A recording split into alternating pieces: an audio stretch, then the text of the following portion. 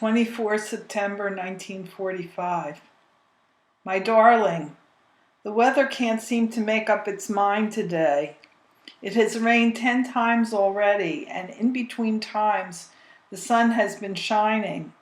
Right now it is raining again. I cleaned up what work there was this morning and don't have a solitary thing to do this afternoon, except type this letter to you. Your letter of 16 September was on my desk when I came back to the orderly room after lunch. There isn't much that requires comment, though. I'm happy to learn that Yale came through his operation okay, and that Sid Brown is a civilian by now.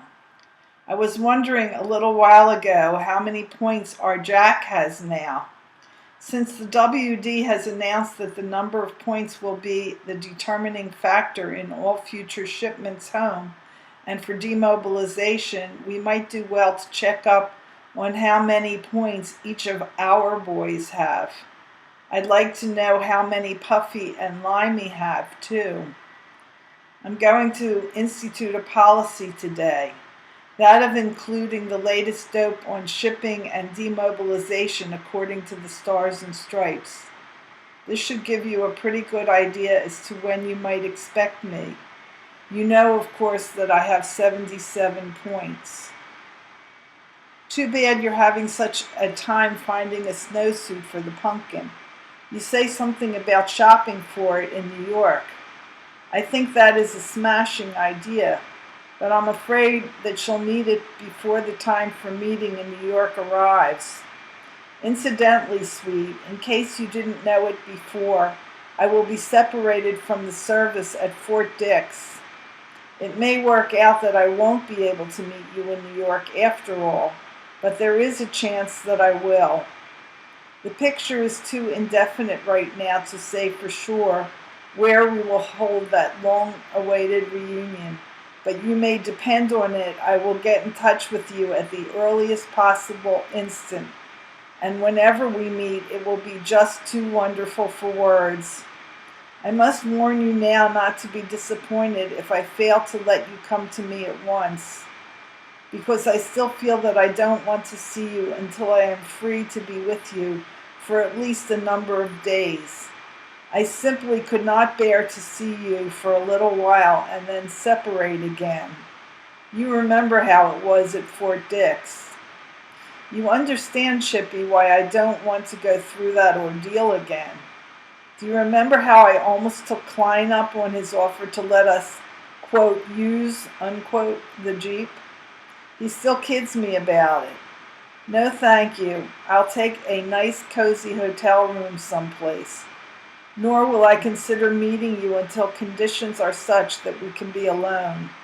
You'll probably think that I'm pretty awful for thinking this way, Chippy, that is all I think about. But that's not exactly the truth, baby. It's just that is one of the things I will be thinking about when I have you close to me, and I know how maddening it can be to be prevented by circumstances. Does it strike you, honey, that in my most recent letters I can hardly talk about anything but my homecoming? To be perfectly frank, I rarely think of anything else these days. Everything we're doing in the orderly room these days is toward the end of getting the boys home and out of the army, and just the thought of it is enough to cause an air of excitement. When I think how I used to look forward to the days we are now experiencing. The one topic of conversation is the next shipping list. It seems that we're all living for these days. One thing I do regret, though, darling, is that I got you all excited prematurely. I'll try to keep my natural optimism more in check from now on. I do hope the letdown wasn't too severe, baby. Was glad to read in your letter that Harry is looking for a place for his family. How's about giving him a lift in his search? Your mother should be able to help in this direction. If I remember correctly, she has a knack for that sort of thing. I won't pretend, Chippy, that my motives here are anything but selfish. You will understand from my last few letters that I am most anxious to come back to a home occupied only by you and the pumpkin and Mom. Your failure to accomplish this would be the only thing that would, in some measure, keep my homecoming from being the perfectly glorious experience I have envisaged. But there I go again. Just can't seem to keep off the subject. Time to quit now, sweet, and just space enough left to tell you yet again that I adore you. Best love to Adele and all the family. Expectantly, your Phil.